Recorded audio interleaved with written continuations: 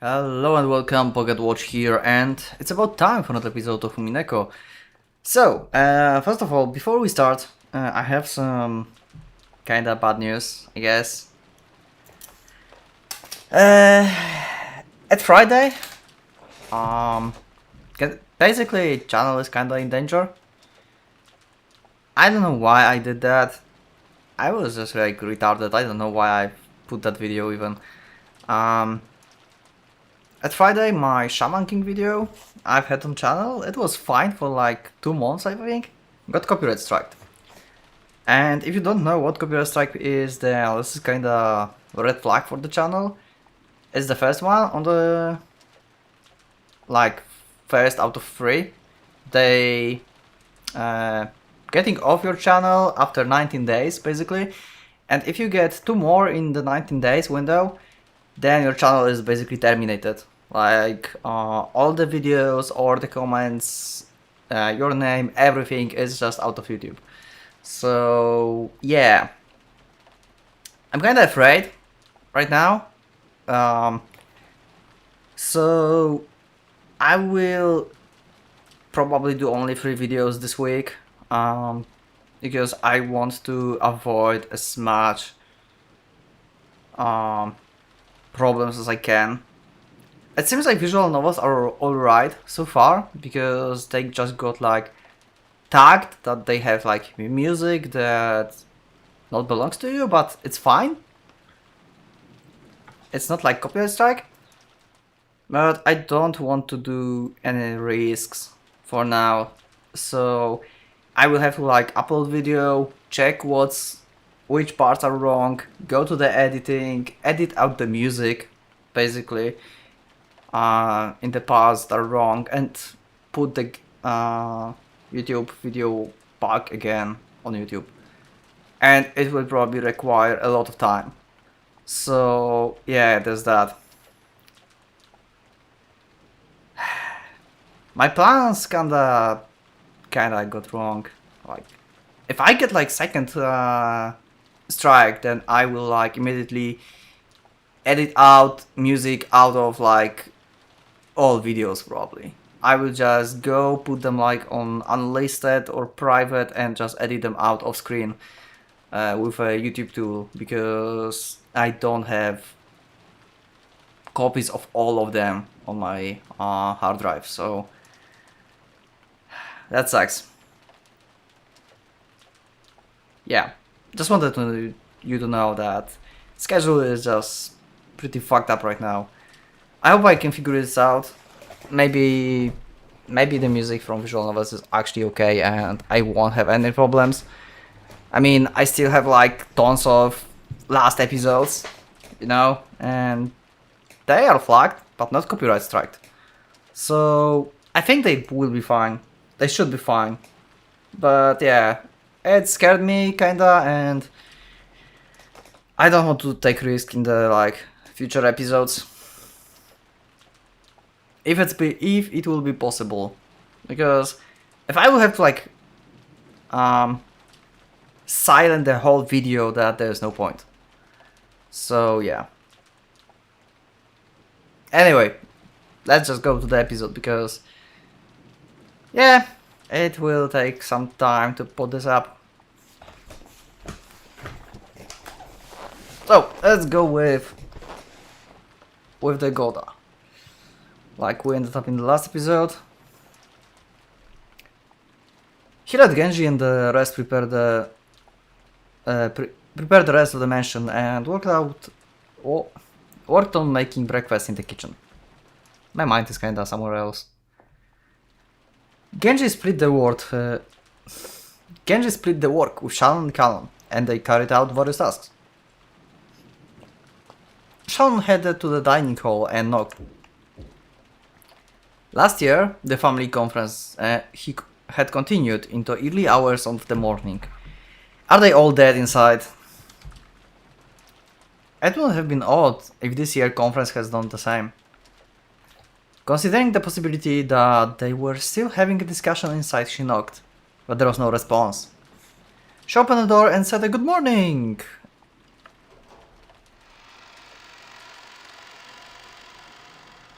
Where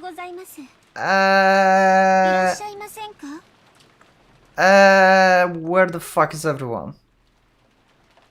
Are they hidden like inside the workshop, basically? Once again? The room was cold, and the conference seems to have ended long time ago. There was tea set on the table, from which they would probably be drinking, arranged in a way that would make it easy to clean up. Cleaning up tea was a servant's job. If the family members was extra generous and cleaned it up themselves, the servants would lose face. So it was truly pleasant act of kindness for the family to do only this much.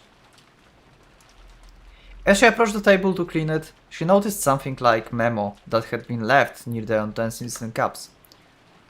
Since it was right next to the tea set, Sharon picked it up, naturally thinking it was a memo for the servant doing the cleaning. Written there was not a request, nor was it a thanks for preparing the tea. Is that a letter? So we basically skip the conference and get the... Rosa read the letter on the conference, and this is like opened up letter.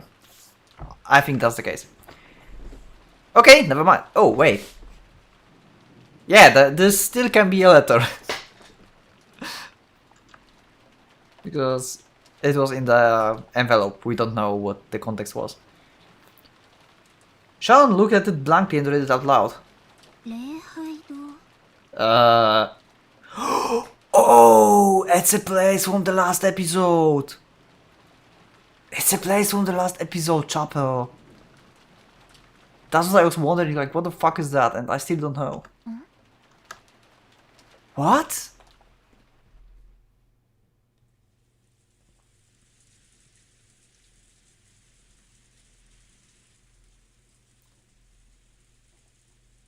A small sound kept repeating over and over. Normally, that sound would have been too trivial to be worth caring about. If only I could stop hearing it soon. I could go back to sleep right away, she thought vaguely. But no matter how much time passed, the sound did not end. It repeated over and over. Ah, shut up. Who is this? Banging on the doors this whole time. As soon as she realized that, she woke up. Someone was knocking. Then she noticed that it wasn't just a knock, but a voice as well. Rosa-sama. Rosa-sama. Okay, so Rosa is fine. She was not in the chapel in the last episode? I freaking forgot. おはようございます。待って。 Why is she so shocked? 今行きます。 A threatening Genji's voice. Looking at the clock, it wasn't even 7. It was clearly too early to wake the guests. Did something happen that was bad enough to cause this? She felt her sleepiness increasing fate thanks to this premonition of misfortune. Thought Genji was a servant? Rosa had known him since her childhood days. So even though she was slightly defenseless in her pajamas, she opened the door a crack and answered. おはようございます。早朝から申し訳ございません。何かあったの？はい、実は礼拝堂に。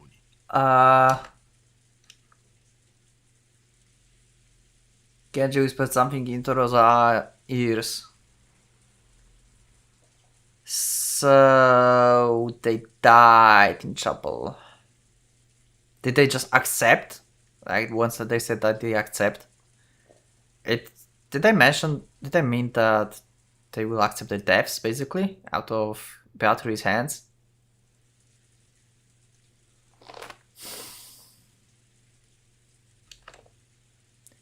For a second, it seems Rosa couldn't understand what she would be told. After having it repeated several times, she realized that apparently something strange had happened. Rosa closed her door for a second, changed her clothes quickly, and followed Genji towards the mansion. But where's the chapel? Is that like on this island? Like, we never saw that before. The chapel requires some explanation. Yes, it does!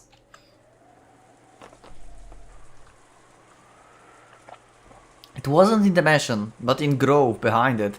A short walk distance away. Okay, so it is on the island. Okay, that explains kinda... not a lot, but it explains at least the place. Because I thought like this is some kind of like weird, freaking non-existential place. It had been built at the same time at the mansion. So though its walls had been repaired many times, make it look new from the outside. It was a very old building. Rosa dashed through the rain along with Genji. Just like the previous nights, the rain was falling in earnest.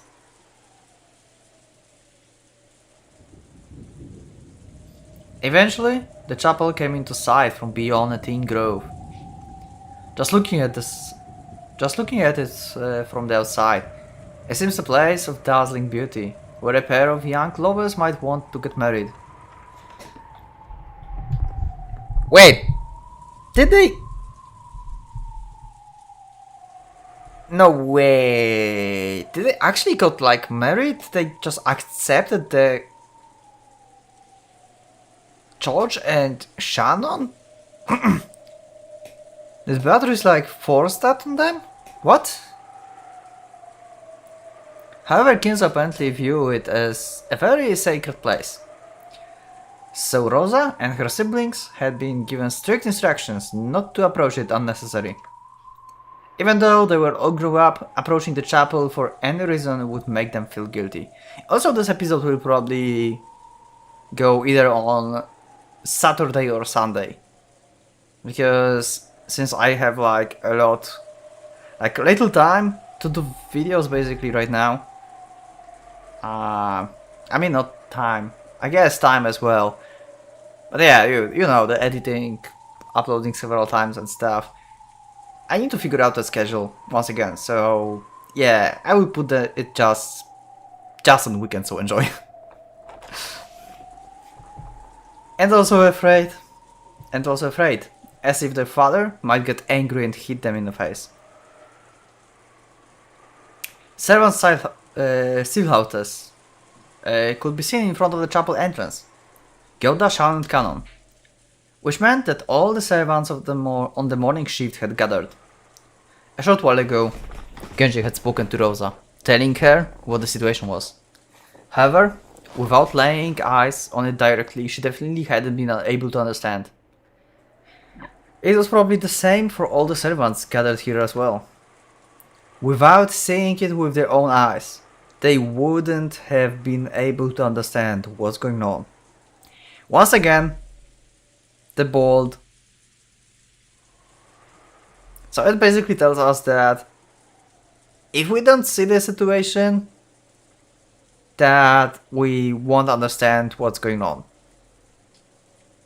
That's what it's telling us. Game is pretty good at like giving hints, you know? It seems like.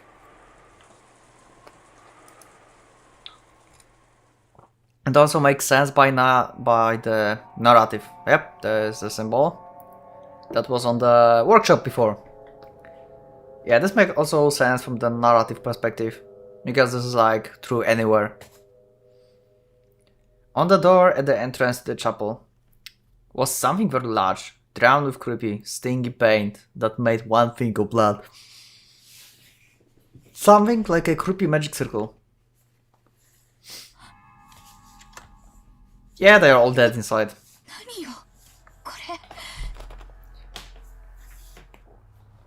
Rosa died as first one in the last, right? Episode. Yeah. Okay, let me go here and see who is dead. This time Rosa is alive. They're alive.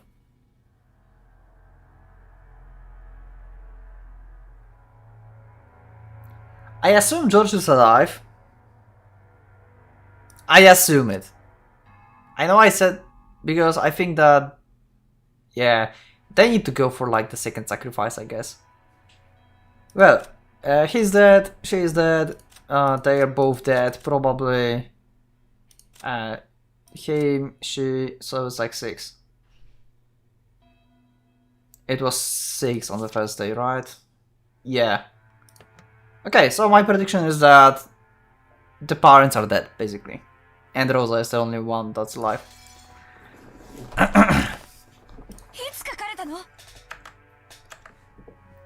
The servants looked at each other. Gouda was the first to open his mouth. 申し訳ございません。普段はここへは立ち入りませんもので、いつ書かれたのかはわかりません。じゃあ最初に見つけたのは誰？食堂へお茶の道具の片付けに行きましたら、礼拝堂と書かれたメモがあったもので。Sharon held out the memo with shaking hand. 誰の字？兄さんや姉さんの字ではないわね。 It's a Beatrice. それであなたはここへ来てこれを見つけたのね。はい。ローザ様、これを。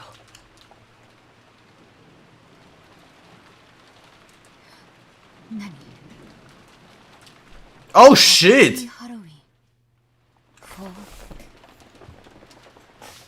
Maria? Okay, I did not expect that. I did not expect that. Count pointed at a single line of English written below the creepy magic circle. I literally did not expect that Maria would be that involved in this episode. Until it had been pointed out to her, she would thought it was just another part of Magic Circle. There, the following words were written in English. Happy Halloween for Maria. Oh, fuck. So it is from Beatrice. Okay, I was thinking that Maria made this symbol and stuff. Apparently not. Apparently this is just... Beatrice thought like, yeah, Maria likes Halloween, so yeah, I hope she likes it. Like the video.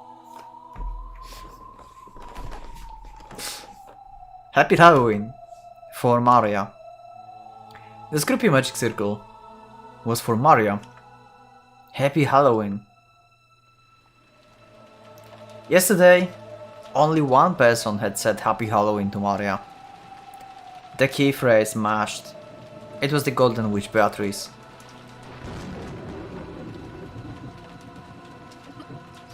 Maria は？あの子、いとこたちと一緒に寝てるはずよね。 Yep. 確認した。申し訳ございません。マリア様のお名前が書かれていたことには今気づきましたので、 Okay. まだ確認しておりません。至急。何やってんのよ。私はマリアの様子を見てきます。それからクラウス兄さんたちにも知らせて。 They're probably inside. 以後の対応の指示を受けて。 After saying that much, Rosa finally noticed that something was odd. Her own rank in this family conference was the lowest of the 4 siblings. Yep, and they come to you, tell you this. So that means that they cannot find others. Why had she been the only one caught during the abnormal situation like this, when the other siblings hadn't been? Even if Maria's name had popped up.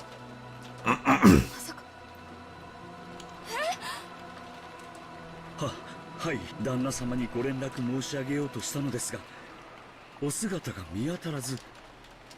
奥様もお部屋におられません。シーツの様子からすると、昨夜はベッドに戻られていないのかもしれません。Yeah. Rosa felt something creepy crawling slowly up her back. 礼拝堂の中確認した。 Also, I want to ask you, let me know in the comment if each chapter have several length, you would say? Or there are like some chapters that are shorter or maybe longer. Yeah, let me know that. いえ、まだです。確認しようとはしたのですが。実は礼拝堂の鍵は特別でマスターキーに対応しておりません。 I'm asking about that because so far episode 2 is going pretty fast, I think. Like judging from the episode 1 where we had like a lot of like, you know, building up, then this is just like go straight forward to the story. And I wonder if like the rest of the episodes is like similar length or shorter or longer, whatever. 一本だけある鍵でしか開けられないのですね。その鍵がキーボックスから紛失しているのです。 Okay. So you have to break down the door. She didn't want to get closer to the door with a creepy magic circle if she could. Rosa readied herself and approached, then tried pushing and pulling the knob. All she felt was the resistance of the sturdy lock. 入れる窓などがないか探して、もし中を確認するのでしたら窓を破らなければならないか。いかがいたしましょう。そんな許可私に出せるわけがないわ。 Yep. At that time, the events of the previous day swirled around the back of Rosa's mind. That's right. When I met that witch in the rose garden, didn't she hand Maria an envelope? Yes, she did. Wait! Was she like literal? It was a mistake, she did hand it over. When Maria tried to open it, the witch told her not to do it yet, and then she surely said, "The time to open that will come soon." Rosa was sure. There could be no mistake. Yeah. So Maria could receive the key, especially if we have like Happy Halloween for Maria. So it means that this whole situation, this whole room, this chapel, the situation inside is for Maria, and Maria have a key to get inside, to get her present, Halloween present. And that is literally said that this is her like invitation to the Golden Land. But that's not... Yeah, that's a weird part actually. That she said that this is like invitation for the Golden Land. Because the chapel is not a Golden Land. I think so. Unless... Nah, okay, no.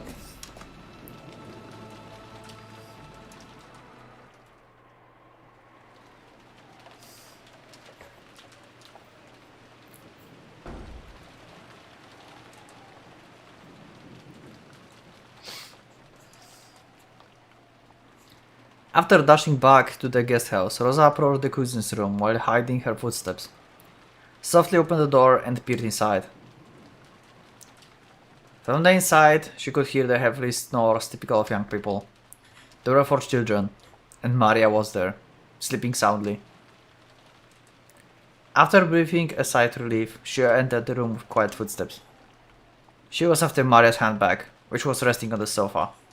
Maria always liked carrying her treasures around with her. She was probably emulating how her mother always carried her makeup with her. Of course, she was just imitating her mother, so everything on the inside was junk.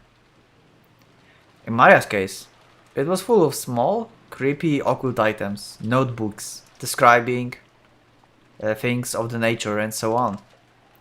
Rosa had never been happy to see daughter walking around with these things, which weren't girlish at all.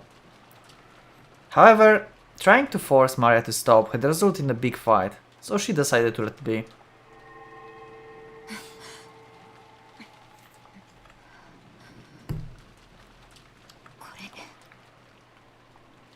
Western envelope with the crest of the golden eagle.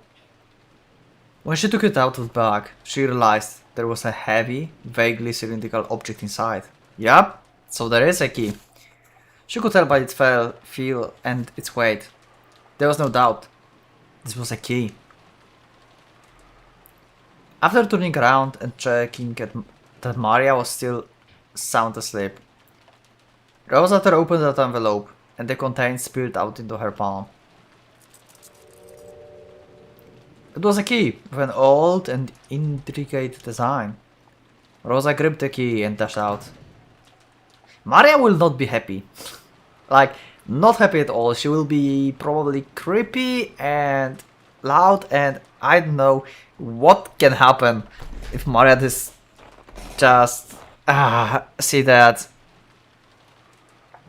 It was like, yeah, she was just like, hey, it was for me, why the fuck would you take it? Don't worry that. Butler seems to have noticed that sound, but after grumbling and turning over in his sleep, he started snoring again.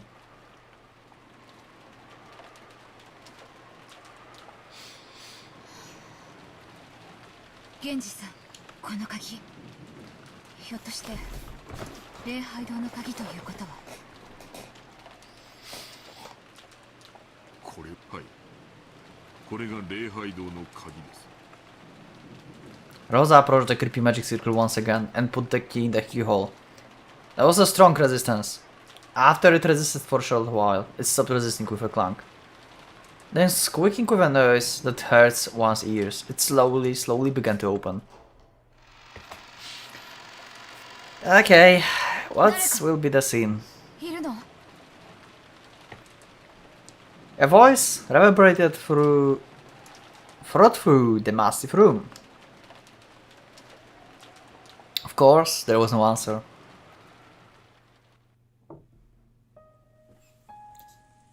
The chapel had a high ceiling, and the air was cold.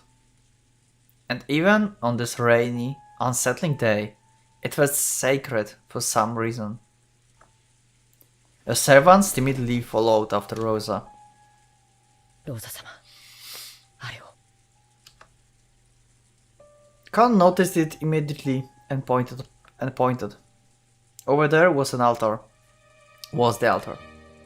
In the place that would normally have a pastor preaching to God love, there was a table that shouldn't have been there. Yeah, that was like a very old thing. That's why I thought like this place might be the tea party setup or something.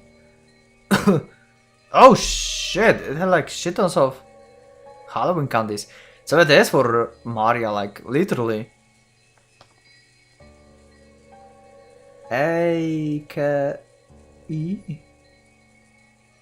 L-K. Okay. At first it looked like a dining table. There actually were gorgeous plates and utensils placed there, making it look like a child birthday party or something. Upon close inspection, the surrounding area had been decorated with pumpkins and black and orange ribbons. They were probably Halloween decorations. And there were people seated at the table. 4 people on each side facing each other, seated on chairs. They could be recognized at glance. Kraus and his Eva and her husband, and Rudolf and his wife. Yeah. And this is creepy, like this. Where is it? Here.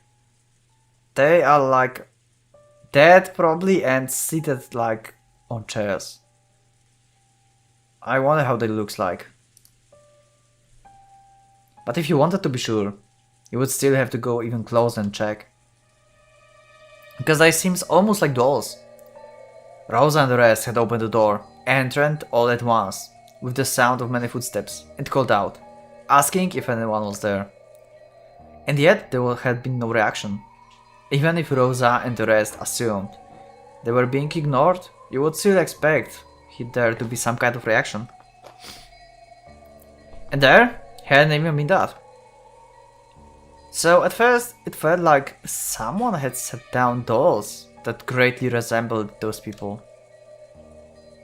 But now it wasn't just Rosa. Sean and Cannon and even Goda. They were all fighting frantically with the creepy emotion that grabbed their hearts. 兄さん、Aさん。 Yeah.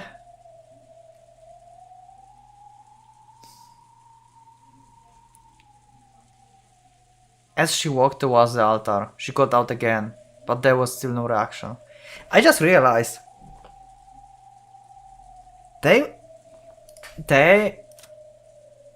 we know what the situation is, right? And how they interact with each other. We know like the behavior of Eva when she realized that everyone's dead and stuff. But I just realized Rosa is the youngest. Rosa is the youngest sibling. Like, she had older sisters. She had older brothers. Now they're dead. It's probably like the most painful situation. If we count only the siblings, like Rosa, like the original ones, right? The siblings. So Rudolph, Rosa, Eva, and Kraus. And this is like the most hard situation for her. Because every person that was before her, she could look up onto and stuff, they're just gone. Fuck. I just realized that. That's why I just realized with that when she said that. And her voice was like shaking. She have no Eva personality. She's just the youngest.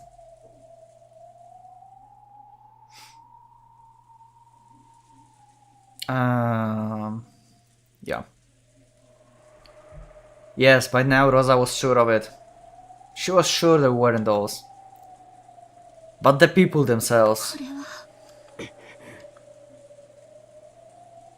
They grew close enough to see clearly what lay on the table. It still looked like an adorable banquet, reminiscent of a child birthday party. Plates piled up with sweets, cute pictures with drinks, all kinds of pumpkin-shaped ornaments. I still wonder what the fuck was the situation from the last episode. What they agreed with. Like, why was there in the first place? Also, it was not Rosa that told them to go on the chapel. Because apparently she didn't open her letter, right? Unless she did and the chapel was inside, then nothing happened. Or something. There's a lot of things that I can assume right now. So I'll just leave it be. Because I have no information, literally. I still need confirmation that Rosa did not open the letter she had. Because the word chapel can be from the letter Rosa had. But it's probably not. Because she was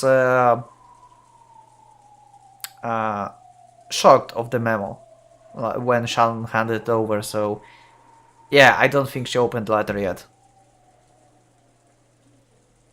Maybe this all happened because she didn't open the letter.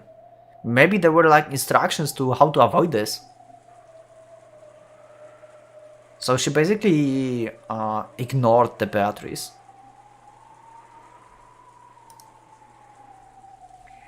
They were all decorated in Halloween style. And while this probably wasn't the time to be thinking it, Maria would surely have been delighted to see all this. Yep. That was the state of the table they sat in front of, apparently asleep. It was an eerie scene, as though a small fun-looking Halloween party had been stopped in time. So they don't have smashed faces like in the first episode?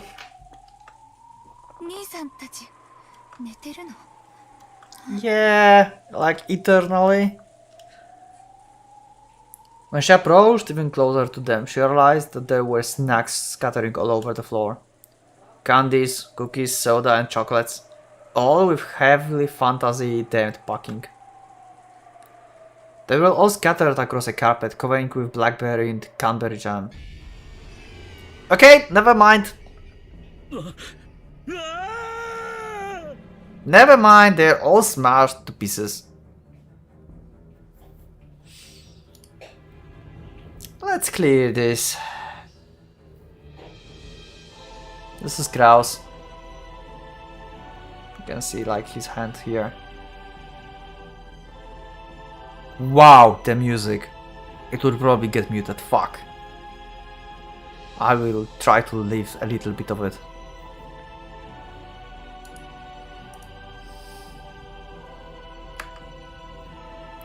Rosa and the rest finally realized what the situation was. It was a Halloween party. A banquet for those not of this world.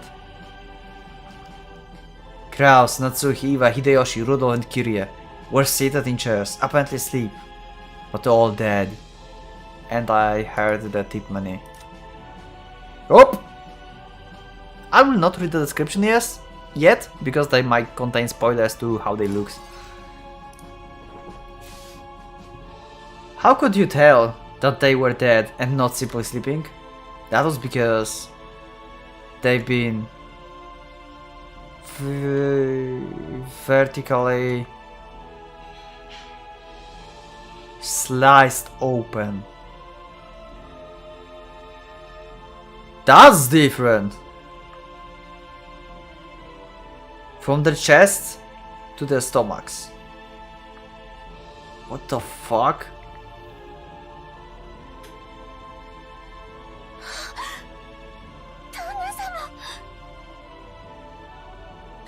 What the fuck? なんて無ごい The 6 of them had sat down at Halloween party before having their stomachs split open, killing them. Then the jam covering the floor must be what overflowed from their stomachs once they stuffed themselves completely, right? What the fuck is that mess? No. The contents of the stomachs had been scattered all over the floor. And that wasn't all. Out of the stomachs, it was almost as though they'd poured it. What the fuck? As for snacks had overflowed from there. What the hell is happening? Candies and cookies, soda and chocolates had poured out, stained with blood, and had scattered across the floor. Okay, Brothers, you have really creative ways. What could have happened to cause this? It's almost as though the stomachs were stuffed full to burst with sweets. And it all poured out when the stomach split open. What the fuck? How the fuck could that happen? Did they agree to commit the most painful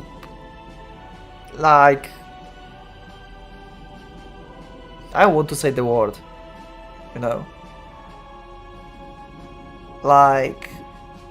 basically sacrifice themselves willingly, I would say, to avoid the bad words. In the most painful way. What the fuck? All the batteries had some involvement. I still wonder how it works. If she's the one who's actually killing, or she's making some mental pressure on people and stuff. Because if that's the case, then that would make sense how Hideyoshi and Eva could kill themselves. I assume. In episode 1, maybe Beatrice, could if we talk about human perspective, right? And let's say that she can manipulate other minds or give some suggestion. Then she could slip the two the metal rods or the toothpicks or what these were. And then tell them that you go there and kill yourself by sticking it in your head. Yeah. That would work in which way, and also it would be the most human way. Rosa remembered a certain shocking meal. A turkey had been severed at her own birthday. When it had been cut open with a knife, out flowed one of her favorite foods. But since she hadn't been told what was inside, the deep red ketchup omelette rice poured out the bloody maggots. Put out like bloody maggots.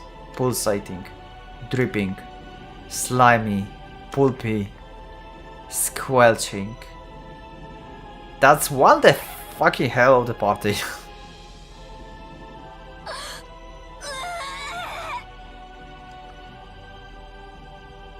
Fuck. Oh. You can see a ketchup here. Ketchup, yeah.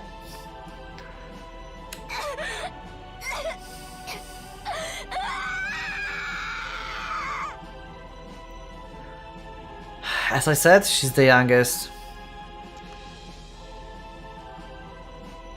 The trauma of her youth have revived. And there's also that. Yeah, that's fucked up. I wonder if Patrice knew that. Probably yes.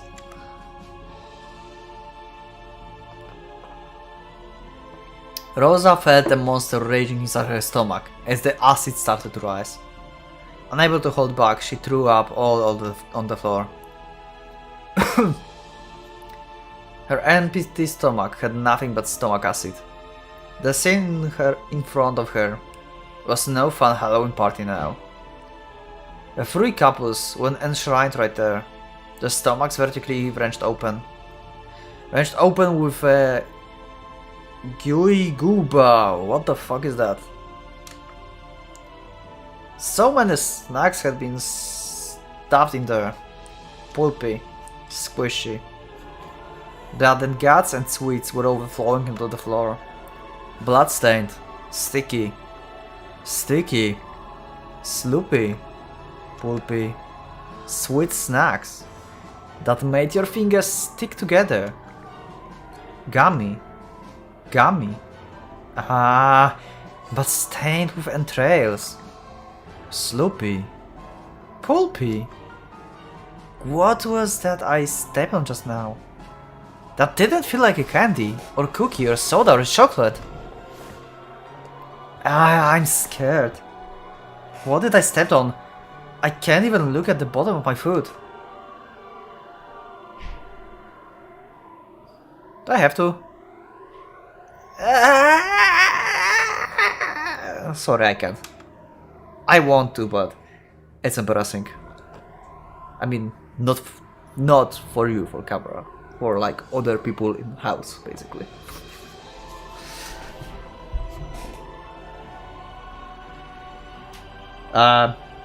What a gruesome Halloween party.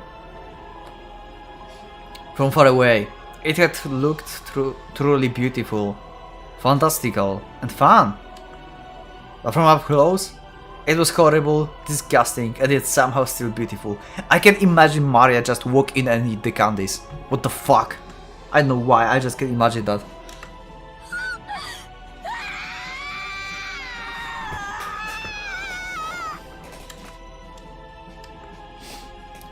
Rosa's wild thoughts tries as best as they could to escape her throat with a loud voice. That was neither a scream nor a roar.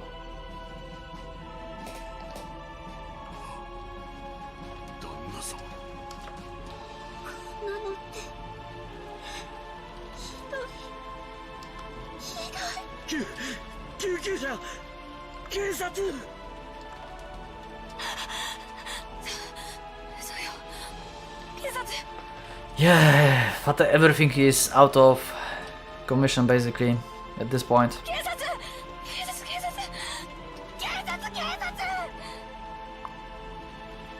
She's losing it so much.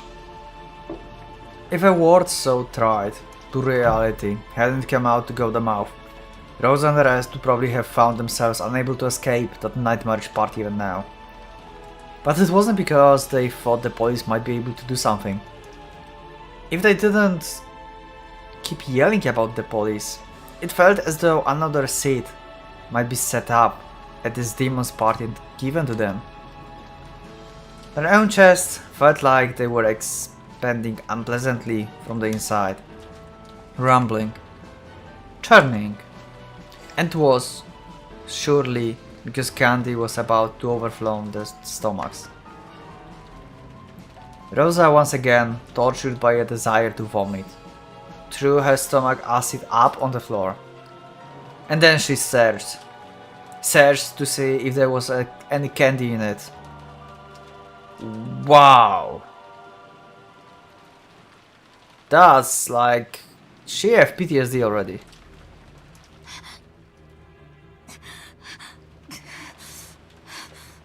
Don't kill yourself.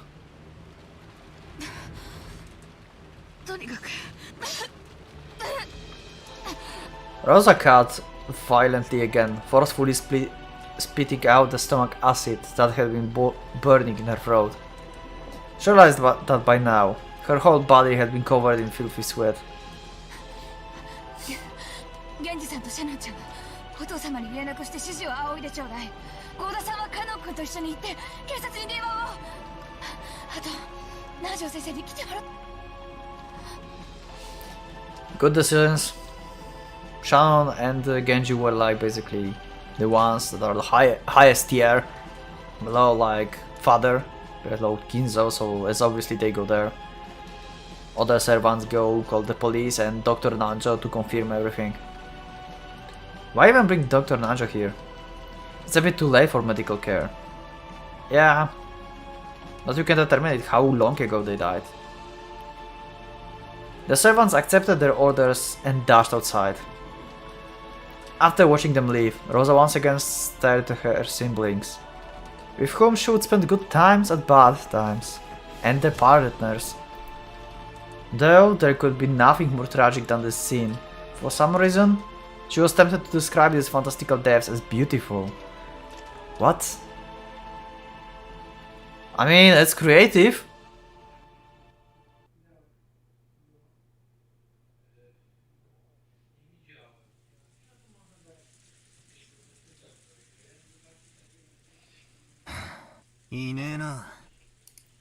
The under, and I think I will leave that for the next episode. So this episode will be a little bit shorter, but I'm still trying to figure out, you know, how long will it take me to actually upload a video and stuff. But before we end, I still want to check out the descriptions here. Corpse was found in the chapel, direct cause of death unknown. But it seems his stomach was cut open and his intestines pulled out of his death. On top of that, sweets and candies were packed into his stomach. Welcome, Maria. Happy Halloween. As the same.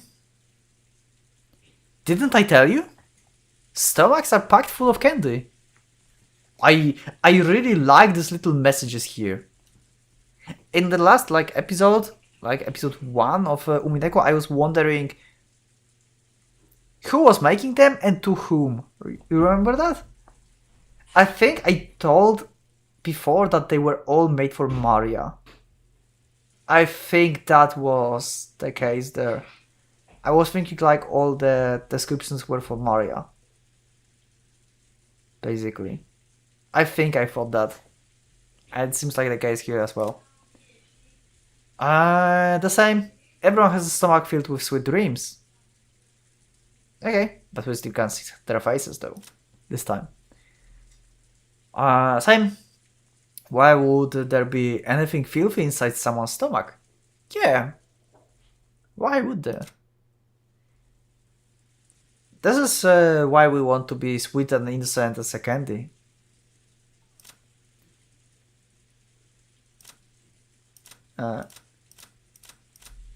Okay, that's the same. Yeah. And so I gave you the land of dreams. Happy Halloween.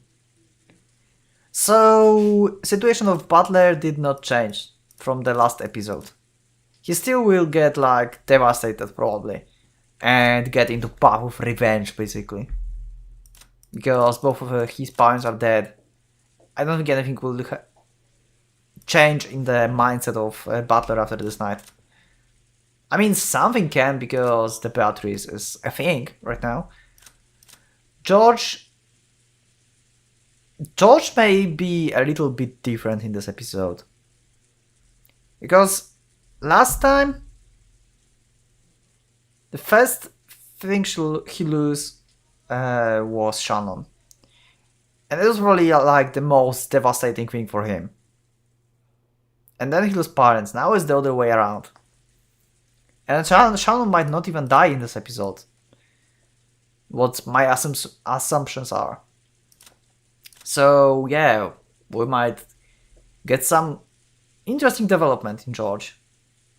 Because all the reactions you will have if your parents are dead and if you're basically love of your life is dead. And Jessica will probably be the same. No, she will not be the same. She will get more devastated. She's in the same situation as Butler now. Because last time only Kraus was dead, and Natsuki basically helped Jessica at the situation. Yeah, that's going to be my mess. So I assume he will take it a little bit better than in the last episode. He will be in the same situation, and she will be like totally like, what the fuck? And she will probably get into like path of the revenge, maybe same as Butler. Maybe they will like join forces or something. Huh. Anyway, that was a good episode. So yeah, I will try to as much episodes as I can, but I don't know truly a schedule yet, and how much will it take. Maybe I will just ignore the strike and just put the Umineko little bastards and Seki no Inganok as they were before. But yeah, for now at least for now, I don't want to risk it. So yeah, that's that. So anyway, thank you for watching the episode with me, and I hope you liked it, and I will see you in the next one. So thank you, and for now, Pocket Watch is going out.